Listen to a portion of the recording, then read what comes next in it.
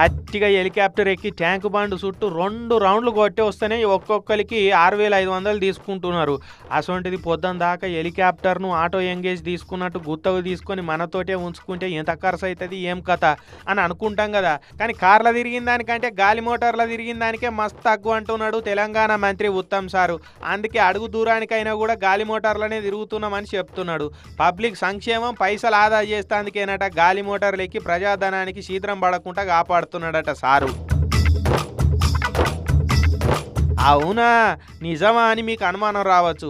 అయితే కార్లు వేసుకొని పోతే అవి లీటర్కు 4-5 కిలోమీటర్ల మైలేజ్ కూడా ఇస్తలేవట.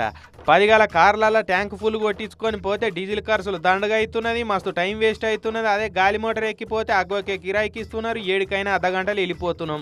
LB Nagar Uppal share auto ఎక్కినట్టు 3-4 మంత్రులు ఒకటే హెలికాప్టర్